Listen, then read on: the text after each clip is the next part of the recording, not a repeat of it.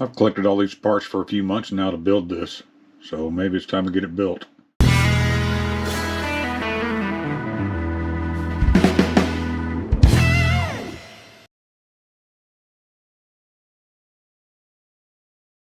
Alright, I've made it this far. Just wanted to show you all the little Endura Gold Viper outrunner motor. I'm going to try that out on this build. And luckily this whole front suspension came already pre-built, so that was nice. So when I'll get the rear end done ready, the battery I'm using right here, I do need to extend this battery connector out a little longer. So I'm thinking the battery's going to go here, and then I'm going to have the ESC and the receiver back here, and I'm going to need that's going to need to be a little bit longer to get to the battery compartment. It's going to be up here, which looks like it's going to be a pain too. So we'll see how it goes. But this thing has been trying my patience for the past few days. But anyway, y'all hang tight, and I'll get it finished up. Finally got this thing done, and to be honest with you, I think it looks great. I like it a lot. I love the way it looks. It turned out great. And that little Endura motor, it's really, really good. Got some good slow control and got some power too as I crash into everything there. But yeah, it looks good.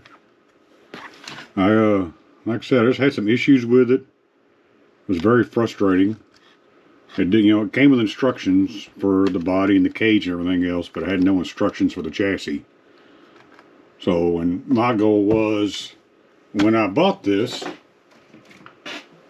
I was gonna convert this over to that. But with all the parts I bought, I didn't need anything from this.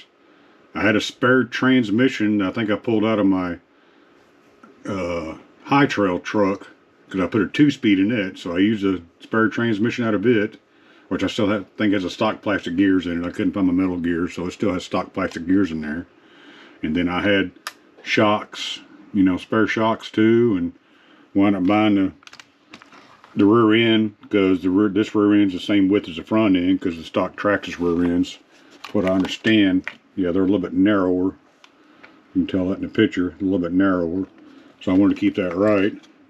But one thing they don't tell you, or I may have missed it, I don't know. When I first hooked all this up and got it going, I hit the trigger, and the front tires go forward and the rear tires go in reverse. So I had to pull the rear end back apart and turn the gear around, which wasn't that big of a deal. So I turned it around, put it all back together, and now it works fine.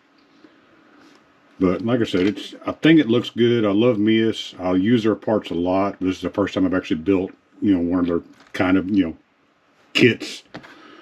And so I got a bunch of leftover parts here. I bought rear trailing arms, which I didn't realize I didn't need, because this IFS came with the rear trailing arms, so I wound up using those.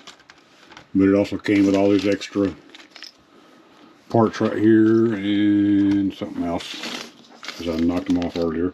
So I have all these spare parts too, and let me get that out of the way. And then it came with his wires also, for you can use a Traxxas battery and extension cable possibly. And then here's all the screws I have left over. So really my biggest gripe about this build is these little screws, especially when building the cage. If I can find one of the little ones here, like this one right here, so if you can see it. This little bitty screw right here, if you can see it now.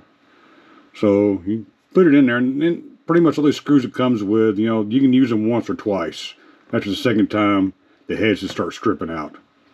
Or if you start, putting the screws in the cage, I got one screw in here somewhere. You put it in the cage, and you know how you'll get a hex head, put it in there, screw it in there, and it's kind of stuck. So you got to kind of wobble it to get it out.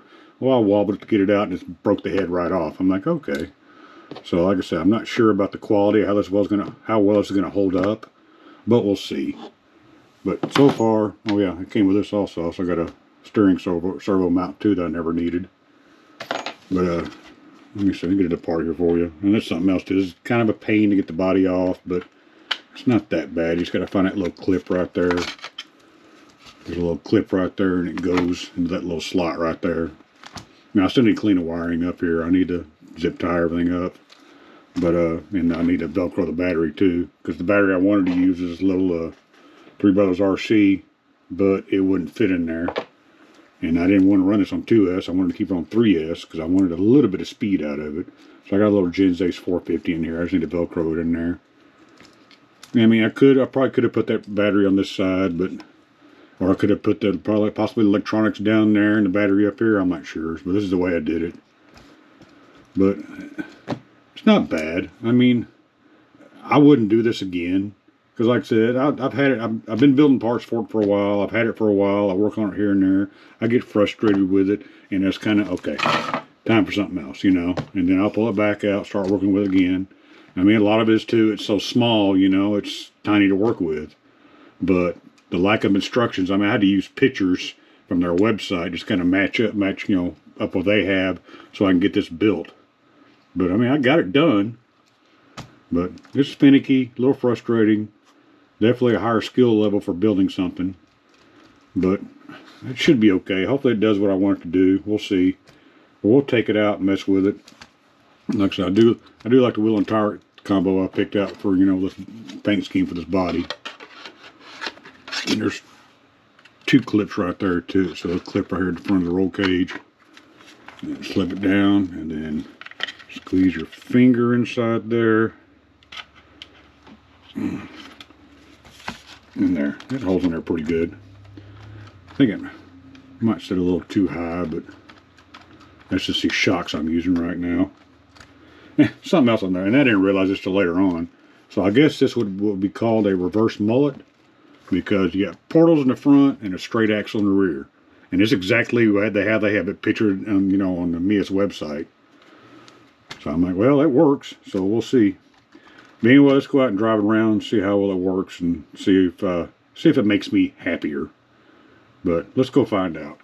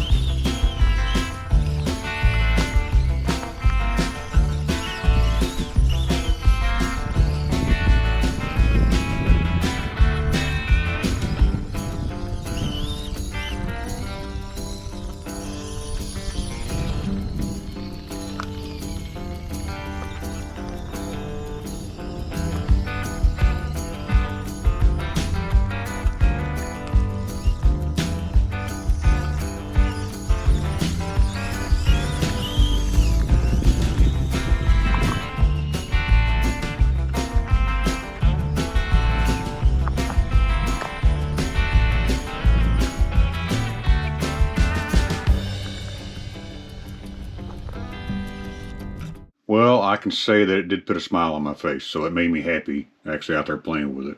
Wish I could have found a dirt spot. It'd probably been a lot of fun on the dirt too. But this pretty much runs the way I want it to run. I wouldn't mind a little bit more speed out of it, but I'm not going to pull all this back apart just to put the high-speed gears in it. I'm just leave it the way it is. Because like I said, this thing is a pain to work on. It's going to be a pain to get that battery back out because I had a hell of a time getting it in there. But it was a lot of fun. So I'm actually happy with it. Anyway, guys, I hope y'all enjoyed the video. And y'all be good and take care.